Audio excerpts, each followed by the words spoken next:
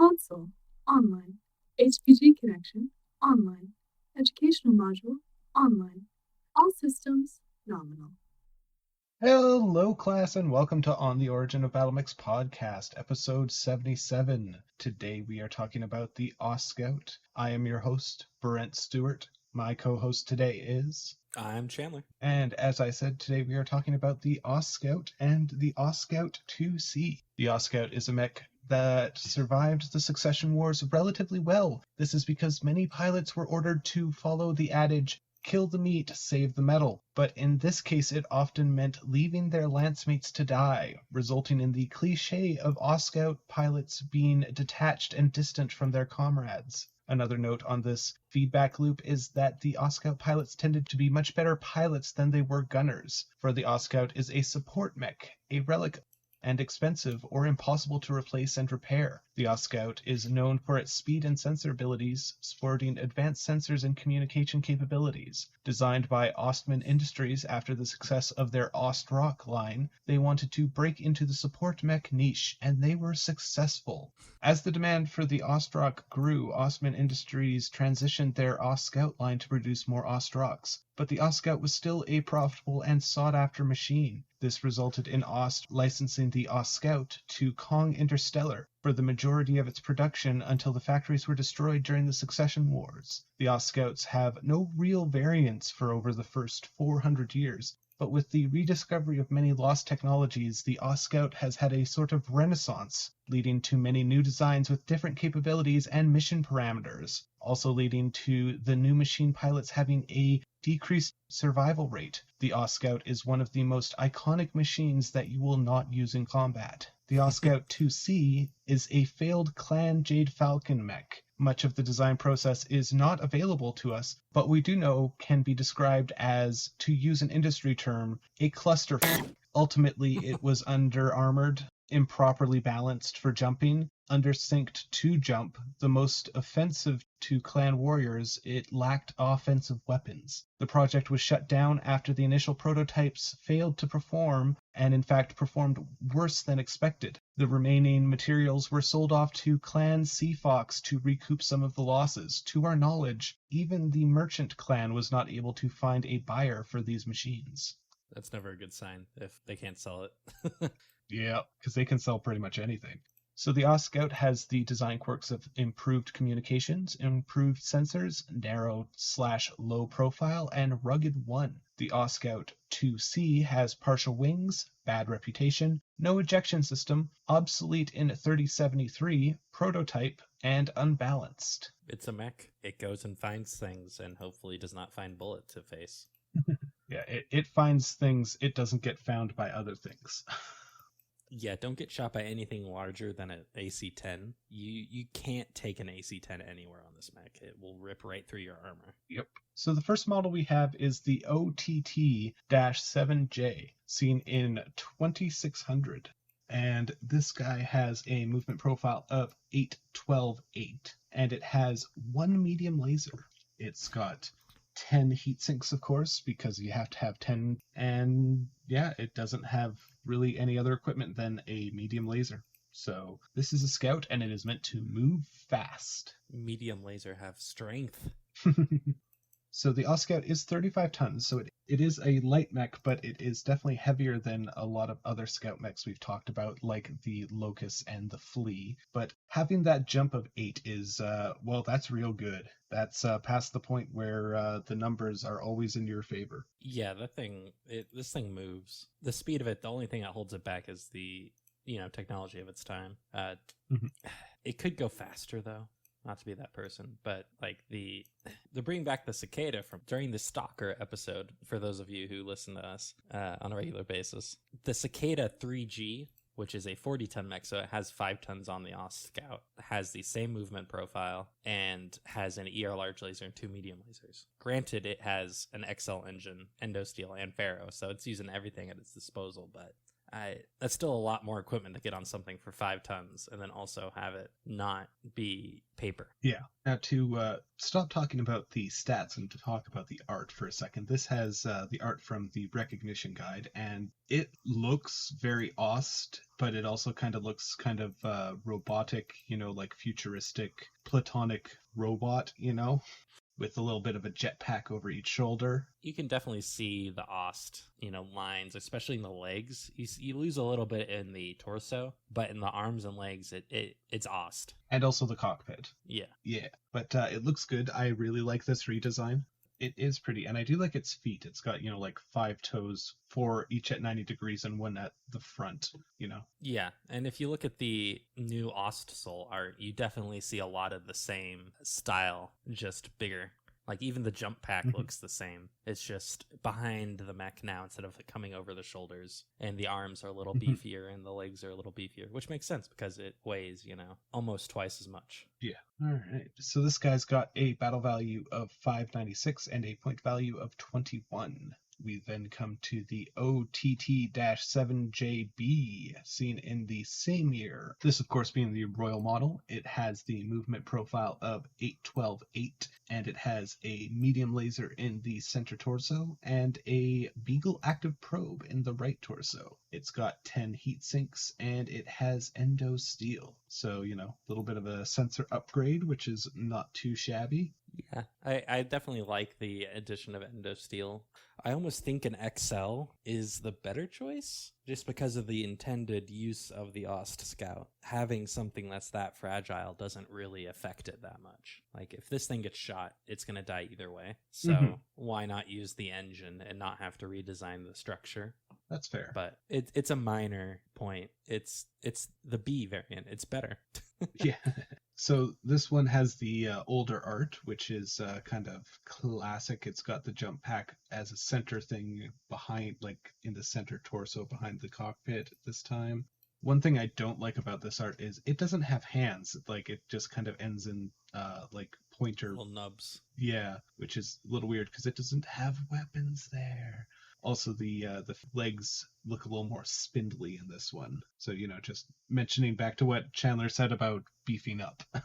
Yeah, for those of you who have played Half-Life, this thing reminds me of those worker drone things the Combine has with the little spindly arms, and they walk around. Just this thing walks a lot faster and actually has a gun. Yeah. So the Royal variant has a battle value of 610 and a point value of 24. We then come to the 7K, seen in 3049. So again, big jump in time there. It's got a movement profile of 812-8. It has 10 heat sinks, and it has a tag. Hey, sometimes you just need to make sure artillery hits someone really good. Yeah, this is a mech that would absolutely exist. This is a pretty sweet scout if you are looking for a scout not to engage things or hold anywhere. Yeah. But that means you're also probably not going to play with it a whole lot, just because that's not a lot of fun to play on the tabletop. Yeah, I really feel like it's surprising that they didn't put like a machine gun or something on it. Yeah, actually, a machine gun, like, just in case it gets ambushed by some infantry or something, would like not be the worst. Or maybe just like a small laser or pulse. Just a small pulse laser. Just knock off a half a ton of armor. Small laser. Can you knock off a half ton of armor? It has 72 points of armor. That's let's see, it's 14 points per ton. 3 tons. That's a few. You got a little bit of armor to play with. Granted, you're going from thin to thinner, but I mean. Yeah. So this guy's got a battle value of 484 and a point value of 18. And I can definitely see people playing this in a dedicated unit outfit for artillery or something like that, or a missile boat. Like, this is the scout for the lance that is just missile boats for everything else. Oh yeah, that thing is just running around, tagging things, and just booking it as fast as it physically can. Just like, please don't shoot me, whatever you do. Yeah. So next up, we have the Ostscout 2C, seen in 3063. And this thing is goofy. It is mixed clan tech. It is experimental. It's got wings. I'm not even joking. So it has a movement profile of 11, 17, 13. What? It's got an Angel ECM in the head, it's got a Bloodhound active probe in the left torso, and it's got a Clan tag in the right arm. It has an XL fusion engine, XL gyros, inner sphere. It's got jump jets, it's got partial wings, it has 10 double heat sinks, but with the partial wings, it gets a cooling of 23, and yet it also will overheat still, apparently. This thing is ridiculous and goofy. Like, it has some wings that come up out of its shoulder blades and go off to the side. It's kind of got this periscope thing over its back, which is probably the intake for the jump jets. It's got the view screen for the cockpit right out front that has these kind of like almost conduit looking things shooting out of the bottom corners. It's got hands that look entirely too spindly to do anything, and the feet are just kind of blocks and pistons that end in a flat grid foot. Yeah, it's very rough, which makes sense for it being a prototype that was abandoned. Mm-hmm. Oh, it also has Pharaoh and Endosteel. But of course, it's a clan mech, but it doesn't have any weapons. Partial wings help with the jumping, I believe. It also has an double XL fusion engine, so yeah, they probably just stuffed the biggest thing in there that they could. I mean, if you run 17, like, you're never probably going to run 17 in a straight line, but like, let's say you have reliability 14. That's a modifier of what, 5? Yeah, this thing's not getting shot, but I mean, you're not doing much with it. No. So the reason it overheats is the XXL doubles the jump heat. So since it has a base jump of 10 with the wing for 13, that's 20 heat. I see. This thing is kind of ridiculous. I kind of want to see one be made just to see what happens, but at the same time I'm like, this thing is weird. And the best part is they could totally put like a medium laser on it, like just ditch the Bloodhound for standard, like a medium laser, yeah, or downgrade the Angel ECM and the Bloodhound to regulars, and then you get a medium laser in there, and then it's like, boom, there you got your gun. Yeah. Also, like, maybe putting it into armor would be not bad. Now that I'm looking at it, like there is one slot in the right arm. You could move something there. Yeah. Well, also downgrading the Beagle active probe to from the Bloodhound will save you 2 slots, I believe, right? Where is the Beagle on this thing, actually? Left torso. And yes. It's got a Bloodhound. Yes. Yeah. You could also put a small cockpit on it. That'd save you like half a ton. Yeah, but definitely an interesting experiment that maybe could have been saved, but definitely was not. For those of you who listen who are part of WolfNet, we do Tuesday Night Fights and we do the most stupid things. I have now came up with the idea of Ostscout 2C Night. This will be a thing. So it's got a battle value of 520 and a point value of ? Because I could not find one on Master Unit List or any of the other sources, so not sure how they do that calculation, and yeah. Oh, that's interesting. So before we move on, fluff-wise, this thing's actually supposed to have single heat sinks. Really? Yes, so that's why it boils. Oh. So the wings just like... So it should only sink 13, not 23. And with the jumps costing double, that's 20 heat. You're already going 7 over. Yeah, okay, wow. Because it does say double on the record sheet. Yeah, that's what I was surprised by, because I looked at the write-up again. Huh. It also supposedly has Weird. a small cockpit, but I don't see that either. So I'm just going to chalk it up to being part of the boondoggles and leave it at that. Yeah, I mean, it's a boondoggle. What more do you expect? The notation is not great. Yeah. So the 9CS is next, and this guy is a little different in the art department because, of course, the Ost series was part of the Unseen, sort of, kind of, not really, but also yes. Yeah. So they got a redesign in the Project Phoenix, and that's where we get a lot of these new designs that have a different mission profile. So this guy, the 9CS, has a movement profile of 8-12-8. It's got a tag in the head, a ER small laser in the center torso, an improved C3 unit in the right torso, a Beagle active probe and a Guardian ECM in the left torso, and an ER medium laser in both the right and left arm. It's got 10 single heat sinks, it's got endo steel, a XL fusion engine, and yeah, that's it's pretty neat. The neat thing about the new art is it's kind of in between the classic art and the Ignition Guide art, because it's still got that dome head. It's got a jump pack behind it, but it looks a little bit more angular or blocky like the Kickstarter version. It still doesn't have hands, but of course this one has weapons, so the like barrel ends of the arm make a little bit more sense. But the legs got a little bit of a redesign, and now it kind of has that foot that the heel doesn't touch the ground, you know? Yeah. Not sure the anatomical name for that. Digitigrade? Yeah. I think that sounds right. But I think it looks good. I think it looks neat. It has a little bit of the overdrawn quality that some of the Project Phoenix art has, but you know, it was the style, it was the design. Yeah. But overall, I think it is great. Yeah, it's a nice little mech. I like that it has some guns, and the improved C3I is just great. Mm-hmm. I mean, you've gone from being a scout that all you do is find things to being a scout that can really help your, you know, I guess this is level 2 mates since it's Comstar, but yeah, you can tag, you can share targeting data, you can mess with them with the Guardian suite, you can do a lot of things. Oh yeah. And you can shoot the, you know, random infantrymen with the lasers. Just don't alpha strike and jump or you will boil, because you only have 10 single heat sinks. So this guy's got a battle value of 930 and a point value of 32. So that advanced tech really bumping up that BV. We then come to the 9S, seen in 3065. And this guy's got the movement profile of 8-12-8. It's got the tag in the head, the Beagle active probe in the right torso, the Guardian ECM in the left torso, a ER medium laser in both the right and the left arm, and then on each of its legs it has an A-pod.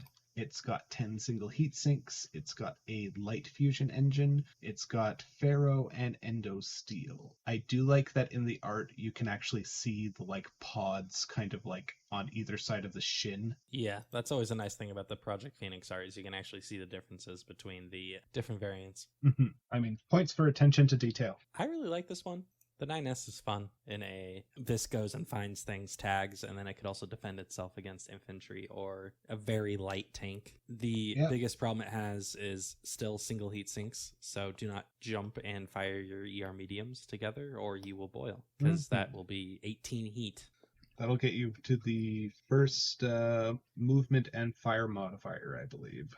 Yeah, so you could do it once, just don't do it twice in a row. Yeah. So the 9S has a battle value of 855 and a point value of 24. We then have the 10CS, seen in 3071, and it has a movement profile of 8-12-10. It's got an improved C3 in the right arm, ER medium laser in the right arm, and then an ER medium laser in the left arm. XL fusion engine, an XL gyro. It's got endo steel. It's got the improved jump jets, of course, to make it go 10 for jumping. And it does have double heat sinks, so that's definitely a good thing. Yeah, this one is a solid contender for the best Ostscout if it wasn't a improved C3. So if you got like a 10 CS like W or whatever, and gave it like a Guardian ECM and a C3 slave, this would be a very good little C3 data giver, because you could jump, you can still fire both your lasers, you still give data. You know, it's a good little mech. It's not going to win any firepower contests, but you know, that's not its point. So it's got a battle value of 862 and a point value of 26. We then come to the 11J, seen in 3078. It has a movement profile of 9-14-8. It's got a tag in the center torso. It has a light PPC in the right torso and a light PPC in the left torso. It's got 10 double heat sinks. It's got ferro, endo steel, an XL fusion engine, and it has some different art, which is very action pose. Yeah, I like it. It's good art. Plog did really good with his Yeah. 3085 run of mechs from the Project Phoenix. It definitely looks good. I love the way the PPCs are kind of sticking on either side of the cockpit. It is reminiscent of, like just the big gun slung over the shoulder, a la the Hunchback, but it's just a light PPC. It looks good. It almost looks like a mini Ostscout with the way the guns are mounted. And then what I think is really cool is if you look at the gun mount itself, it looks like it's on tracks, so it could actually adjust up or down. Oh yeah, that is pretty cool. You kind of have to zoom into the art there, but yeah. I do also like its arms and hands. It's definitely beefed those up a little bit, so getting closer to the recognition guide art, I guess. Yeah. What I find really interesting about the 11J art is if you look at the white from NovaCat, it's like spitting image. Like it doesn't mention a connection between the two, but they look like they're related. Fair enough. The legs are almost identical. It's like got the three finger hands, although the white has claws, kind of boxy torso, head's kind of a bubble, very similar. So this guy's got a battle value of 908 and a point value of 20. And definitely some pretty cool art, so maybe take a look at Master Unit List just to check that out, because it looks sweet. Definitely gets the point of it going real fast, which some of the other Ost art doesn't really convey, but that's difficult to do. It is fast, boy.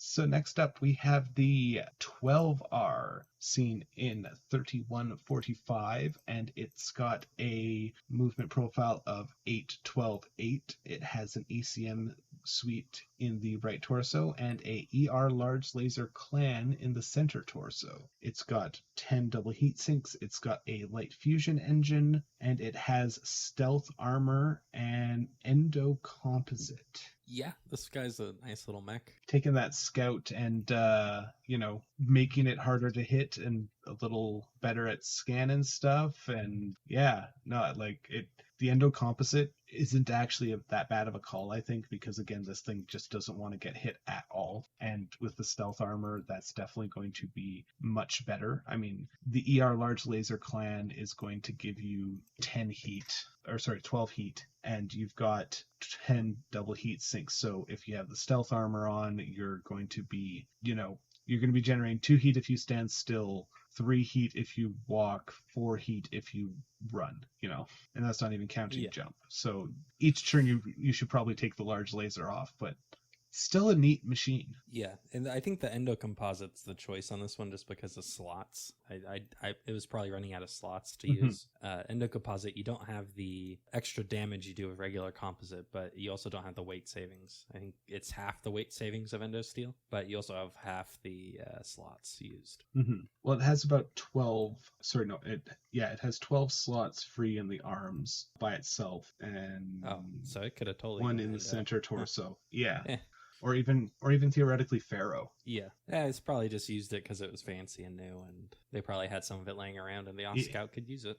Yeah, or they needed a reason for their factories to sell more endo composite just in general. You know how it is. Yeah, the ER large laser is a very nice touch. 10 damage, which that's a good poke. Up to 25. Yeah. So this guy's got a battle value of 1209 and a point value of 23. We then come to our last mech of the episode, the 8J. This guy was seen in 3145, and it has a movement profile of 8-12-8. It has a Bloodhound active probe in the right torso. It's got a medium X pulse laser in the center torso. It has an Angel ECM suite in the center torso. It's got Pharaoh.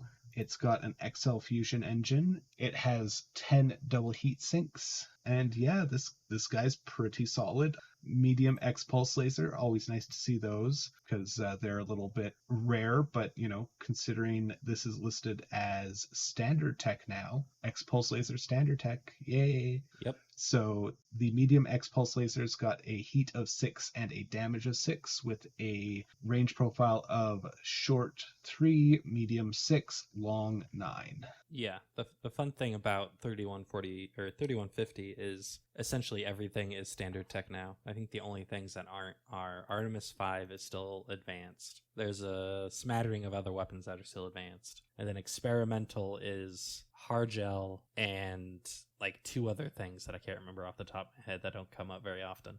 So Case 3. yeah, case 3. Nothing happens if you shoot your ammo now. You just get a little confetti blast. You hit it. It'll be you.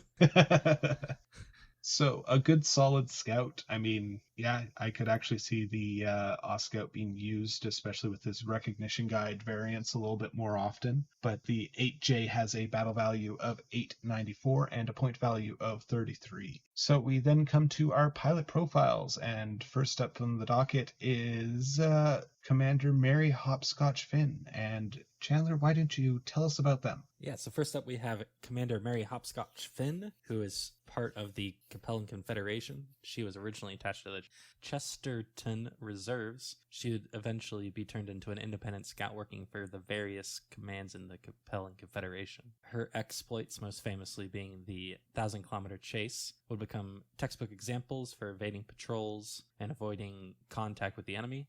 Shortly after the Fourth Secession War, her tactics became the most studied examples of conduct by the Capellan Armed Forces underneath Chancellor Romano Leao. So I don't know if that's a compliment or not, knowing Romano Leao. Probably a compliment. I mean, if they're alive, probably.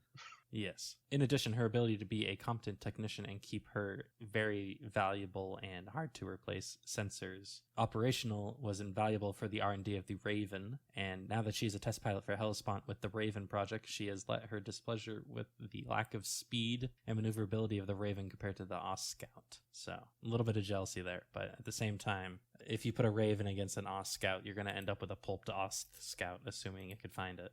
Indeed. Indubitably. So next up we have Mechwarrior Igor and Klaus Minsky. Mechwarrior Igor was a defector from the Davian Guard, and his adopted son, Klaus, from the periphery. Igor left the Davian Guard and made his way to the Oberon Protectorate. There he served the Bandit King as part of his personal guard to avoid the Davian bounty hunters, since he took his Ostscout and its valued electronics with it. In 3035, he retired and gifted his mech to his adopted son, who also served in the Oberon Guard, but as a scout with the main force now. During the invasion, he was able to gather massive amounts of intel as the clan warriors ignored him and his machine as they viewed it as a not honorable foe, allowing him to run along the clan formations. When the defense became a total loss, he stashed the machine and attempted to reach Davian space with the intel gathered as a bargaining chip. Sadly, however, he was killed by Clan Ghostbear on Trondhelm. We have no record of his machine ever being recovered to this date. Blah, blah, blah. There's the most deadly machine sitting out there in the periphery if you want it. Next up, we have Mechwarrior Stephen Graham from the Wolfstergoons. He is part of the special recon group of the Dragoons, and he has scouted all kinds of terrain, but he prefers cities. His preferred tactic, of course, to jump his Ostscout from roof to roof, and would only come down to street level when absolutely necessary. Fortunately for him, this practice has gotten him nearly killed once on Hesperus 2, when a building collapsed underneath his Ostscout, and he was only saved by the quick action of a nearby lance of Wolfstergoons. Despite this, he continues his hopping habits, as he still thinks it's the best way to see the town. That must have been a really weak building if it collapsed underneath an Ostscout, but maybe he accidentally jumped on top of like a... I mean, it's still 35 tons. Yeah, maybe he jumped on like a regular house thinking it was a skyscraper. Yeah, or just like the one house on the block that hasn't been reinforced yet. Yeah. You know, that heritage place that they kept around from the Succession Wars or something as a memorial. On the roof in Lyran, German, is like, do not land on here, mechs, but of course he can't read it, so. Yeah. So next up we have Adept Akio Fuchida. Fuchida served with the Com Guard's First Army during the end of the Jihad, and he piloted a 10 CS. During that time, he earned the right to paint it with nearly a dozen kill markers. Though he was detached for duty on Faceta, his Ostscout still wore the original unit, the First Army's, markings when it came into conflict with an 11J Ostscout in the ruins of the Atlantic coast. Despite the difference in the two machines, the Blakist model of course having a superior range, Fuchida was able to keep from getting hit by utilizing their jump jets and keep the enemy off balance long enough for their level 2 to arrive. Once the rest of level 2 was involved in the action, Fujita was able to close and sustain the kill of the 11J. Afterwards, in that campaign, he would go on to claim another 6 kills, including a Buccaneer, before being slain on the assault on Terra. Dang, and that's a Ostscout pilot who needs a not Ostscout. Yeah. Next up, we have Mechwarrior Jerry Hawker. Jerry Hawker is originally from Clan Diamond Shark, but in 3016 he was taken by Clan Wolf. Unfortunately, he was not quite a good fit because he was not quite a Crusader or not quite a Warden when during this time the political scene was polarizing in clan space. And he would end up languishing in a garrison unit until fate finally brought him in front of Con Carolyn Ward and a new opportunity, of course. Hawker ended up meeting Jamie Wolf during the Dragoon's last supply run back to clan space, and Con Ward gladly let him get the right to join the Wolfstergoons. Hawker would end up thriving as a Dragoon and finally found his true family. His talents led Jamie Wolf to assign him a rare Ostscout, which Hawker, of course, did not mind as he was a blood-named warrior in the Holy Land of the Inner Sphere. Unfortunately, as with too many of his comrades, Jerry Hawker died on misery, proud and unyielding until the end. Guess he died with family. Yeah. But you know what? I think a lot of people could only hope for as much, right? Yeah. So next up, we have Captain Delor Langdon. Captain Langdon was a operative for MI3, Electronic Information Gathering, up until he disappeared in 3049 in the periphery. Early in his career, he scouted and gathered Kurita troop movements, and his efforts were instrumental in the operation to retake Galator II in 3022. To sow more confusion and misinformation, he modified his Ostscout to look and read as a Ossoul. The retrofit was so convincing that his machine made its way into Comstar registry as a Ossoul variant. It is still not known what fate befell him, as no clan has any record of him. Pirates. Evil pirates. Also, I do like the little hand wavy of like, yes, he modified it to make it look like something else, and like that's like unseen or whatever, confusion, retcon. Yeah. All right. Next up, we have Mechwarrior Terelis of Clan Smoke Jaguar. She was a lackluster warrior in every respect, and her career floundered early, and she ended up being assigned to a Salama infantry formation on Huntress. There, she found her only enemies were alcohol and her own demons, and of course her fellow Salama when she ended up birthing 2 children, which, for those of you who know the clans, free birth is not a good thing, clans will be clans. Respectfully disagree. It is a good thing. Exactly. However, when Rousseau Howe formed his Watchman Galaxy using captured Inner Sphere equipment, Terelis fought tooth and nail for the right to pilot a mech again, even if it was a Ostscout. She ended up acquitting herself well against the Northwind Highlanders in 3060 during Operation Serpent, where she destroyed 3 of the Highlanders' mechs in battle for the proto-mech facility outside of Pawn City before earning a warrior's death, which killing 3 mechs in an Ostscout, that's a round of applause. That nothing. Yeah, that is pretty impressive to be anything. Next up, we have Liam Purelife. Purelife. Yeah. Lamb was an infantryman who found the monkey's paw with one finger still up. He got himself a mech, but it was a Ostscout whose electronics were fried. He was able to claim the machine by being the first through the hatch and clearing the pilot. The machine required an extensive overhaul and replacement parts were unavailable. For this reason, Lamb spent most of his time as a mech warrior off the battlefield, working to get replacement tech as it became available from the data cores being rediscovered. Lamb served with distinction on Kavanaugh II during the Fedcom Civil War. When he retired, he gifted the machine to a young infantryman who reminded him of himself at a young age. Good for him.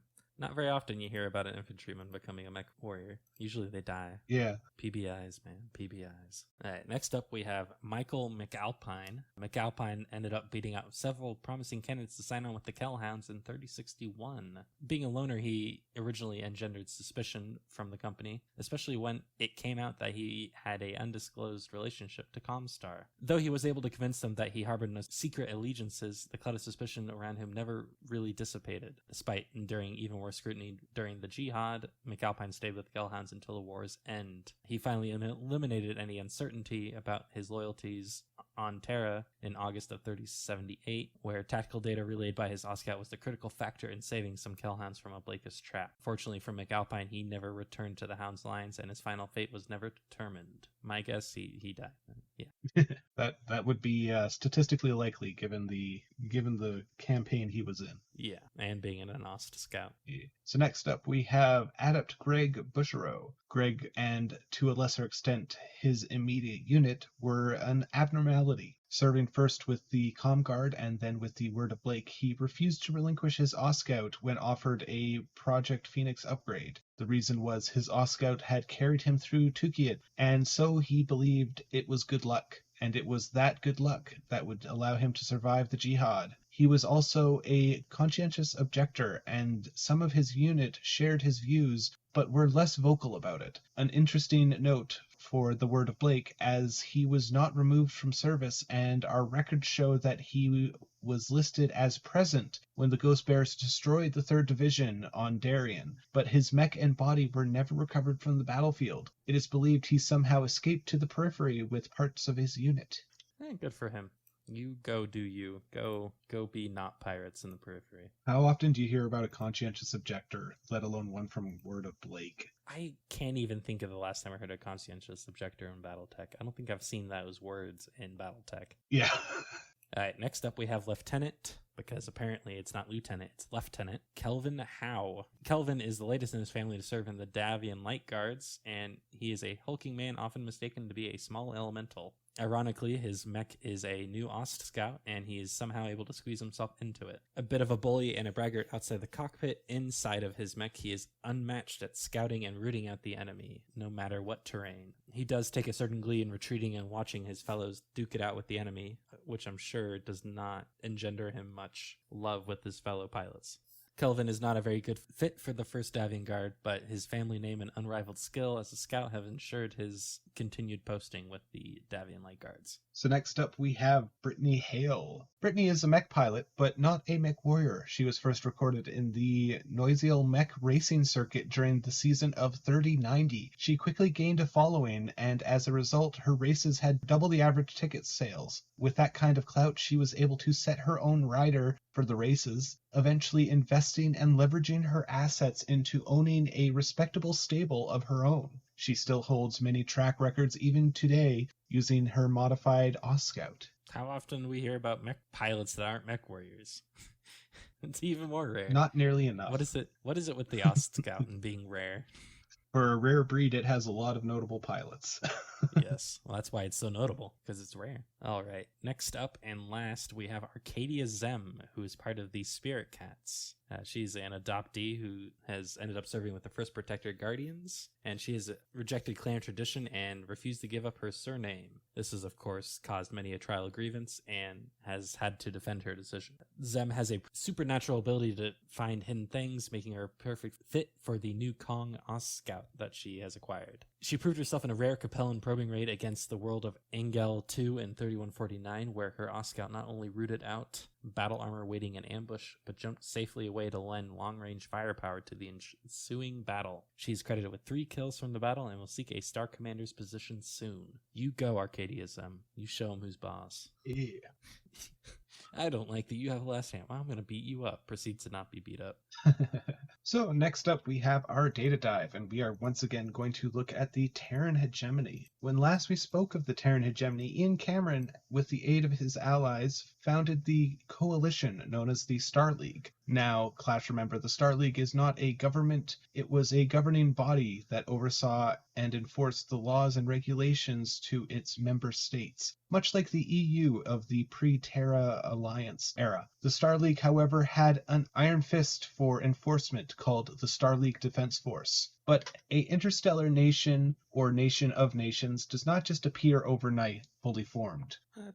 Even if the politicians, oligarchs, nobles, industrialists, and the people do want it to. And they did. For after the protracted age of war, the Inner Sphere was weary of the endless combat. Even the regions not directly touched by the fires of war were ready for peace. And so for the next 3 years, the bureaucracy was assembled that would oversee this new Star League. And at the same time, the SLDF was assembled. But a court needs a throne, a nation needs a capital, and power must have a seat to consolidate around. And so Unity City was constructed in the Puget Sound area, with a special emphasis put on the court of the Star League. For the seat of the Star League was to be the most grand, most ostentatious, and most imposing of buildings. The most exotic materials and master craftspeople from every corner of the Inner Sphere were imported to Terra for construction, and no expense was spared. The bureaucracy of the Star League grew and shifted, and the heads of state would be renamed the High Council.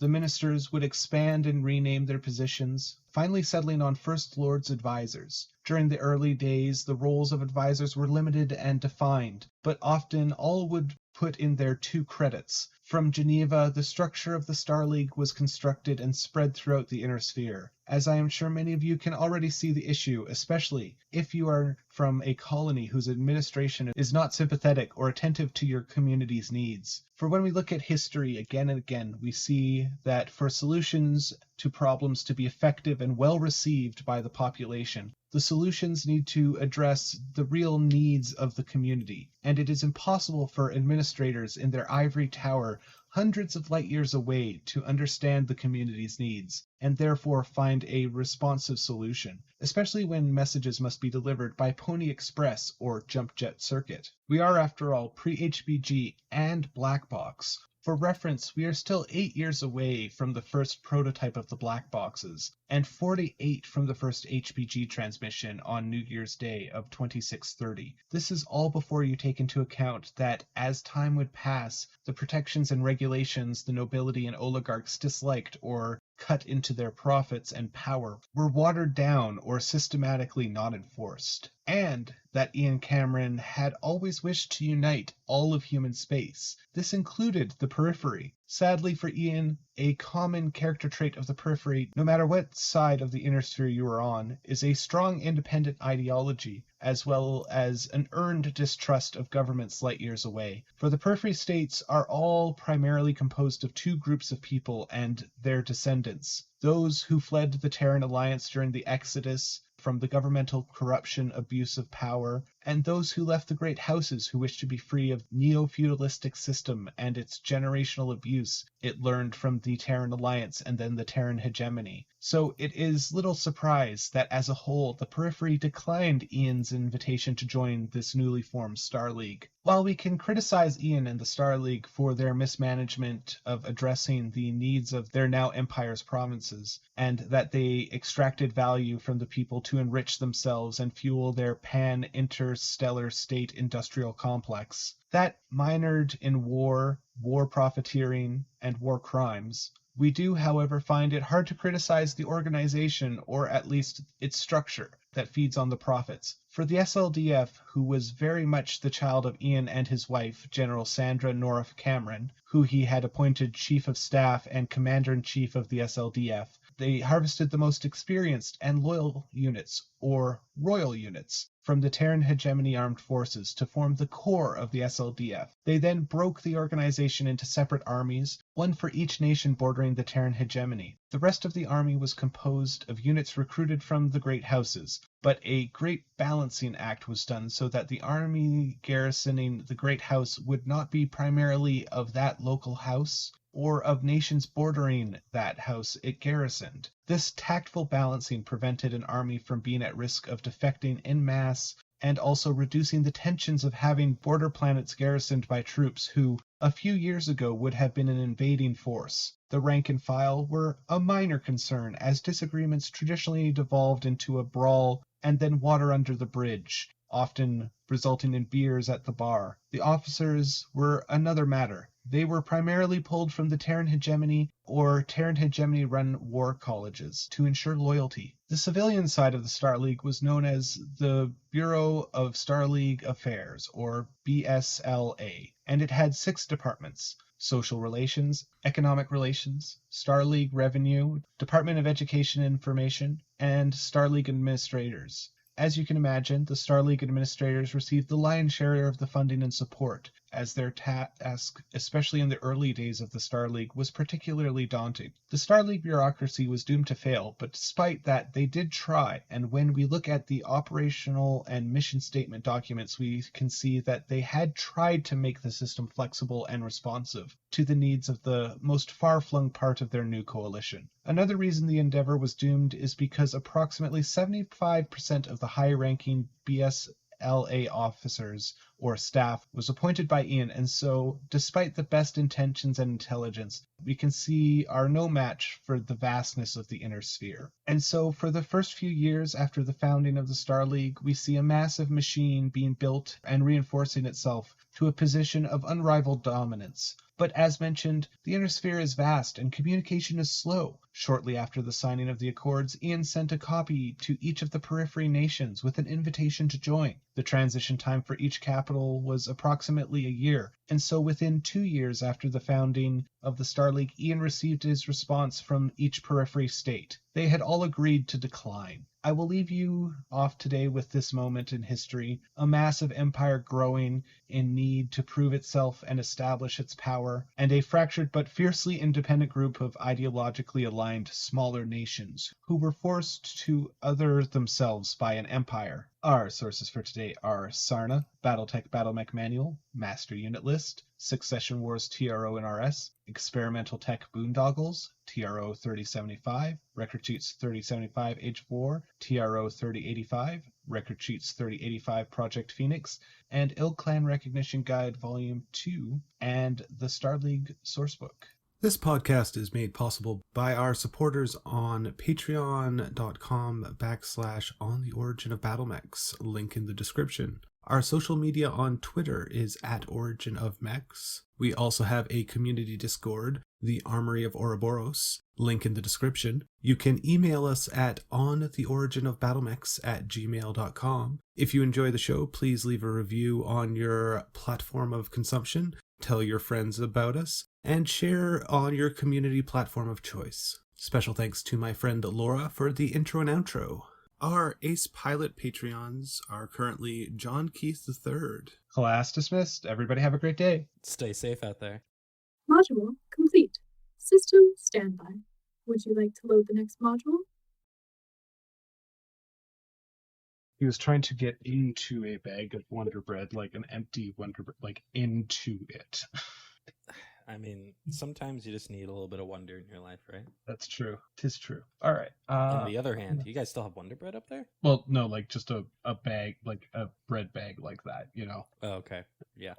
Yeah. I got really excited for a second. I was like, I haven't seen Wonder Bread in years. I think we had it, like, I want to say within the last 10 years. But, whatever. I'm old. 10 years, a decade. Brittany Hale. Brittany is a mech pilot, but not a mech warrior. She is first recorded in the Nocel Mech Racer. Nocel. How say word? Noisel? Noisiel? Nisiel. Nasally. Yeah, apparently.